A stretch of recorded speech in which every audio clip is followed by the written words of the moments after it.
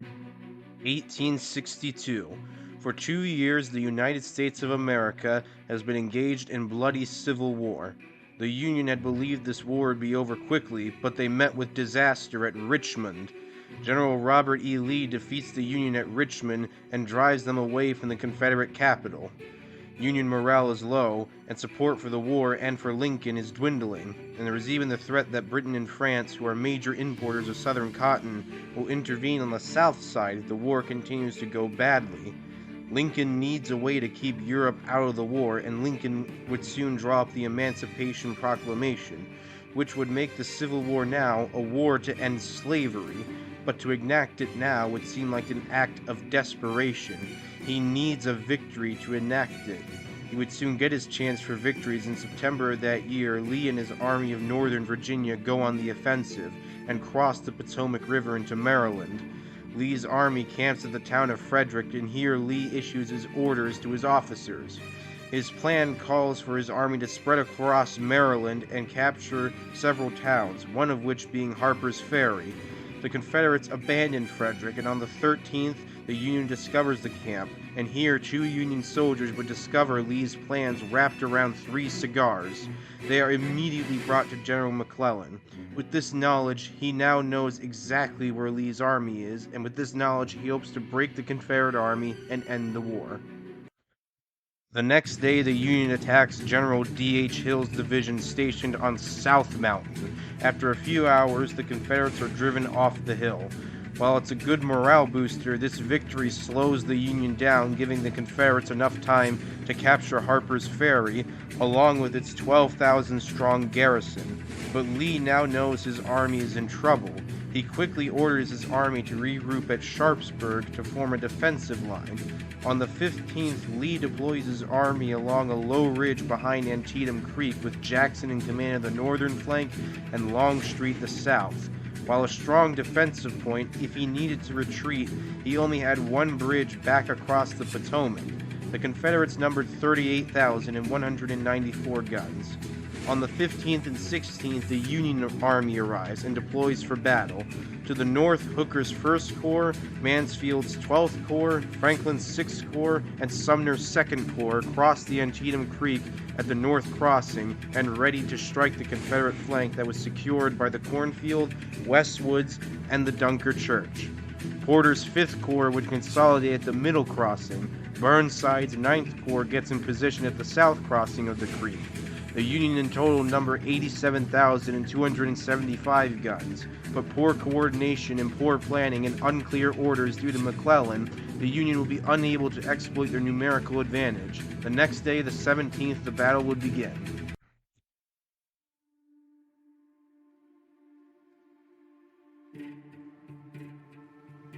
5:30 in the morning, the battle began. General Hooker sent his men forward through the cornfield, and Mansfield attacked the Westwoods, with the goal being to capture the Dunker Church and turn the Confederate flank, then capture Lee's escape point. Hooker's men are met with artillery and Confederates concealed in the cornfield. A melee battle breaks out, and the Union are driven back. Confederates advance but are torn apart by Union artillery. In the Westwoods, Mansfield is making small progress, but he turns his corps to support Hooker in the cornfield and drive the Confederates out, but they are charged by 1,500 Confederate reinforcements and the Union is driven out again. But once again, the Confederate advance is torn apart by artillery. The Union advances again and take back the cornfield and Westwoods. They are closing in on the Dunker Church when 2 Confederate divisions commanded by D.H. Hill and Richard Anderson arrive after being moved from the southern flank. They counterattack and once again drive back the Union. General Hooker is shot in the foot and carried off the field, followed shortly by Mansfield, who was mortally wounded, possibly by friendly fire. The fighting here stops at 10 a.m. and there are 13,000 casualties suffered here. Neither side has accomplished anything. The Confederate flank is secure, but they don't have enough men to attack, and the Union has lost 2 corps commanders, and their army lacks leadership and organization. The fighting soon shifts toward the Confederate center. By midday, the Union shifts their attention to breaking the Confederate center, which was secured by D.H. Hill's division, whose men dug into a sunken road. Union General Sumner sends General French's division to attack the sunken road. French splits his division into 3 brigades and launches a frontal assault in 3 waves. All 3 attacks are repulsed with heavy casualties. Lee reinforces D.H. Hill's position with Anderson's division, and French is reinforced with Richardson's division. Among them are the Irish Brigade. In the 4th attack, Richardson and what remains of French's division make another frontal assault, while the Irish Brigade flanks the road. The Irish Brigade enters the road where the Confederate line cannot fire on them. The sunken road becomes a death trap. The Confederates are mowed down by the Irish in the advancing Union column. General Anderson is killed in the chaos and the Confederates are routed.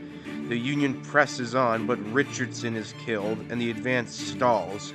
A request is sent for Porter's corps, who has sat idle, for help, but Porter refuses, saying his corps is their last reserve. A golden opportunity to break the Confederate center was missed, and once again nothing was accomplished. Another 5,500 casualties are added to the battle. At 1 p.m. the fighting here is over and shifts south. At 10 a.m., General Burnside is ordered to take an advance across the southern bridge. This should have been an easy task, as Lee has neglected the southern flank to reinforce his northern flank. There are less than 1,000 soldiers to defend the bridge, but through the hours of 10 to 11, Burnside launches 2 poorly coordinated attacks that are both repulsed. Burnside is also in a move of pettiness, not launching proper attacks nor going across the bridge in protest of being passed over for command of the Union Army. It would take a visit from the Inspector General to get Burnside moving. At 1 p.m., he finally captures the bridge. Casualties here are light, at only 620. Burnside's corps surges across the bridge, and the Confederate flank collapses. Burnside is closing in on Sharpsburg itself when suddenly General A.P. Hill's division, just arrived from Harper's Ferry, arrives and counterattacks Burnside. Burnside is caught off guard and orders his corps back across the bridge. The final attack adds 3,200 more casualties and restores the battle to how it was the day before. At 5:30 p.m., the fighting is over. A truce is declared at the Dunker Church the next day. The Union has suffered 12,410 casualties, around 25% of their army. The Confederates suffered 10,316 casualties, 31% of their army. This battle sees a total of 22,727 casualties and has seen some of the most brutal and bloody fighting of the whole Civil War. The battle is a bloody draw. Neither side has made any progress. The battlefield looks exactly the same as before the battle began. On the same day the truce is declared, General Lee is convinced to withdraw, and he orders his army back across the Potomac. Because of this, the battle looks like victory enough for Lincoln, and he enacts the Emancipation Proclamation on the 22nd, giving the South until January 1st to give up the fight or lose their slaves, and declaring all slaves in the states of rebellion to be free. And as a result of this, the Civil War has been given a new meaning. It is no longer a war only for the preservation of the Union. Now it is a war to end the institution of slavery. This has the intended impact on France and Britain. They back off and withdraw their support of the Confederacy. They are unwilling to intervene in a war to end slavery. Without this foreign support, the Confederates have no hope of victory over the Union. While the battle is a draw, its political impacts cannot be understated. This battle is what turned the tide of the American Civil War. It did this by making the war about ending slavery, which kept France and Britain from intervening, and it saw renewed support for the war in the North.